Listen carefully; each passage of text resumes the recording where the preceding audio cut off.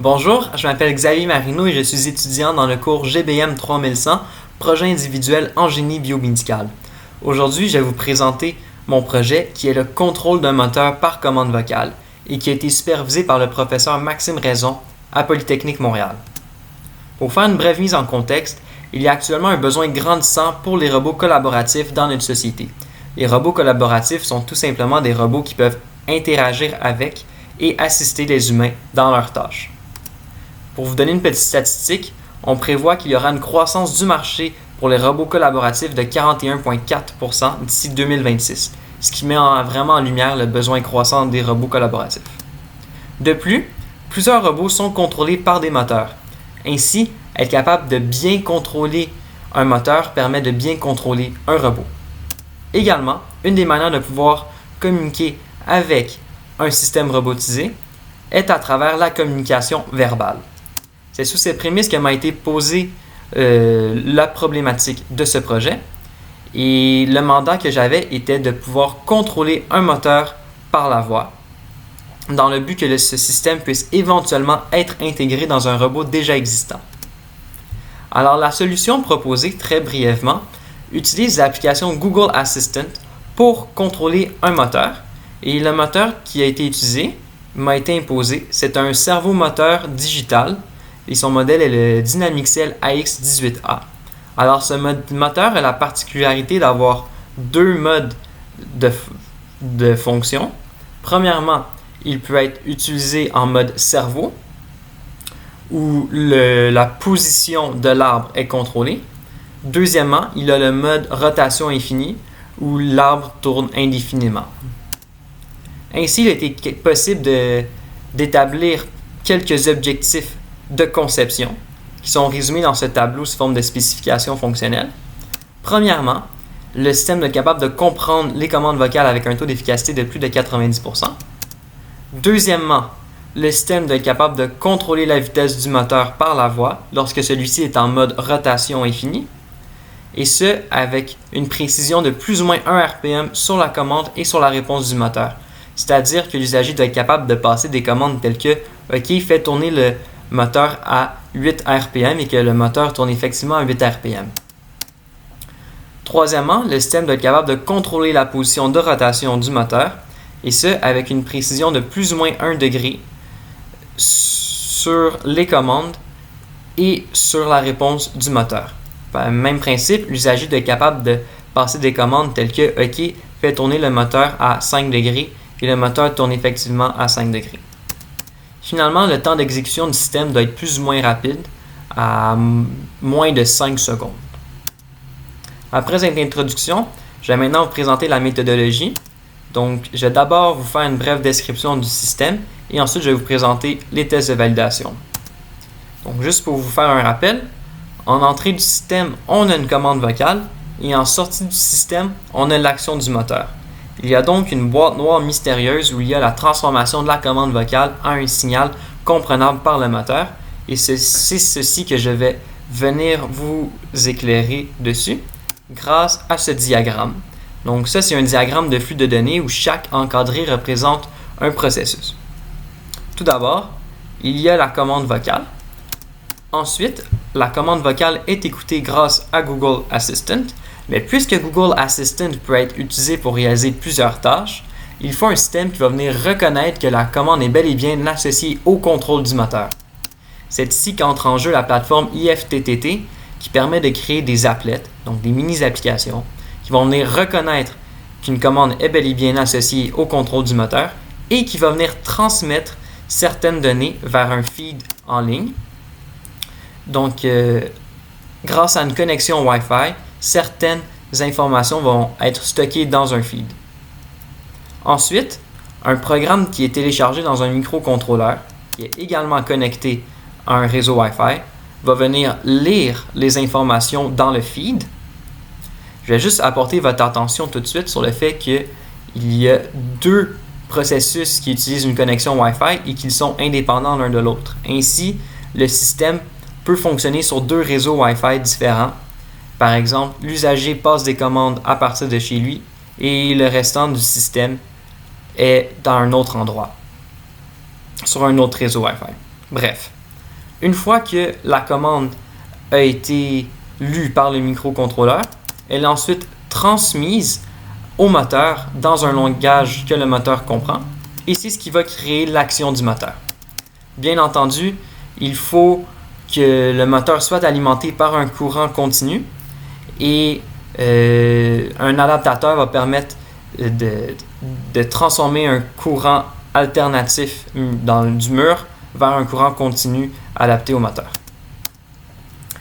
Bref, il est possible de résumer plusieurs de ces processus en différents modules et c'est ces modules que je vais vous présenter. Donc tout d'abord, le module de Google Assistant, tout simplement une application qu'on installe sur son cellulaire. Ensuite, il y a le modèle de IFTTT. Donc, vous voyez ici les 3 applets qui ont été créés et leurs commandes qu'elles détectent. Ces 3 commandes sont OK Google, set position at X degrees, OK Google, set speed at X RPM et OK Google, turn X motor. Donc, c'est soit turn on motor ou turn off motor qui sont acceptés et détectés par le système. Ensuite, ces commandes sont envoyées vers le feed en ligne Adafruit sous forme de chaîne de caractères. Par exemple, la chaîne D149 signifie de tourner le moteur à la position 149 degrés, D pour degré. Ensuite, il y a le module microcontrôleur et programme que je vais vous présenter plus en détail. Donc, le microcontrôleur utilisé est un ESP32 par Espressif System et il a la fonctionnalité de se connecter au Wi-Fi et il peut également être codé en utilisant le programme Arduino IDE. C'est d'ailleurs en utilisant ce logiciel que le code a été implémenté. Et en parlant de ce code, je vais vous présenter le pseudocode qu'il utilise. Tout d'abord, le microcontrôleur se connecte au Wi-Fi et au feed. Ensuite, il détecte s'il y a une nouvelle chaîne de caractères dans le feed. Ensuite, il détecte la signification de la chaîne, c'est-à-dire si c'est le contrôle de position, le contrôle de vitesse, quelle est la vitesse, quelle est la position. Et ensuite, il envoie un signal digital vers le moteur. Il répète ça tant et aussi longtemps qu'il est connecté au réseau. Finalement, le dernier module est le servomoteur et le circuit électrique. Donc, on peut voir ça ici.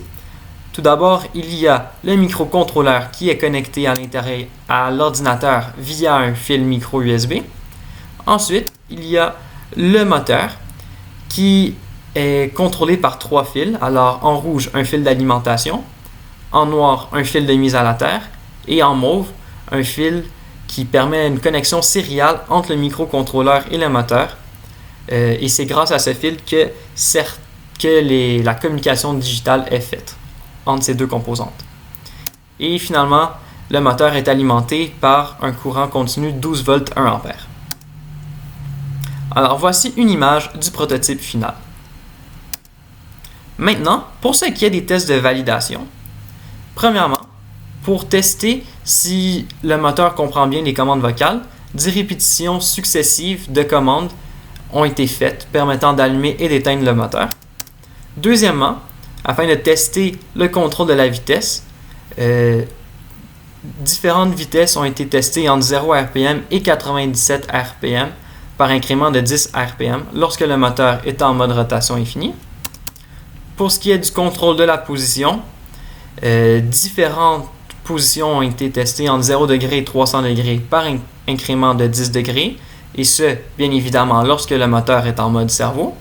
Et pour ce qui est du temps d'exécution, la mesure du temps entre la fin de la commande vocale et le début de l'actionnement du moteur ont été mesurés. Maintenant, je vais vous présenter les résultats que j'ai obtenus. Pour ce qui est d'allumer et éteindre le moteur, le système a réussi 9 fois sur 10 à le faire. Et lorsque ça n'a pas fonctionné, c'est tout simplement parce que les mots-clés OK Google n'ont pas été compris. Et ces mots-clés-là sont importants pour pouvoir activer l'écoute de Google Assistant. Pour ce qui est du contrôle de la vitesse, le graphique ci-dessous présente en pointillé la vitesse théorique commandée et les points rouges représentent la vitesse mesurée. Donc on voit que jusqu'à 60 RPM, la vitesse mesurée correspond assez bien à la vitesse commandée. Par contre, pour les vitesses supérieures à 60 RPM, toutes les vitesses mesurées ont été supérieures à la vitesse commandée. Ainsi, il n'y a pas linéarité du système du contrôle de la vitesse lorsque le moteur est en mode rotation infinie. Cela peut être expliqué notamment par le fait que le moteur est à la base un servomoteur et non pas un moteur spécialisé en rotation infinie. Donc, malheureusement, la spécification fonctionnelle n'a pas été respectée, selon laquelle un contrôle de plus ou moins 1 RPM devait être atteint pour le contrôle de la vitesse. Par contre, pour le contrôle de la position, on voit sur le graphique que tous les angles mesurés correspondaient très bien à l'angle commandé.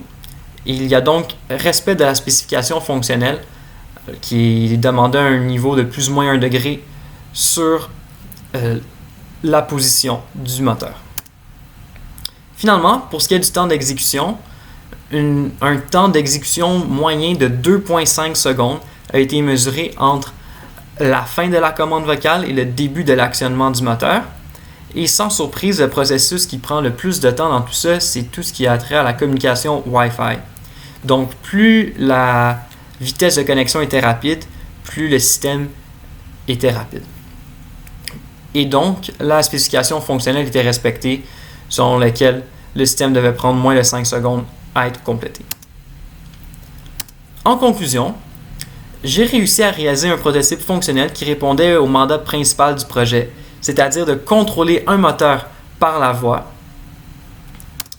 Le système, avait un contrôle précis sur la position et pouvait être utilisé sur 2 réseaux Wi-Fi différents, qui est un avantage en contexte pandémique. Par contre, le système n'a pas un très bon contrôle de la vitesse dû au moteur utilisé. De plus, les commandes qui sont présentement effectuées dessus sont assez simples. Donc, ce sont des petites phrases très simples qui sont dites. Dans le futur, la prochaine étape logique maintenant est d'intégrer le système dans un robot existant. Certains travaux ont déjà été commencés, notamment sur l'intégration du système dans un robot joueur de ping-pong du laboratoire du professeur Raison. Sur ce, merci beaucoup et joyeuses fêtes!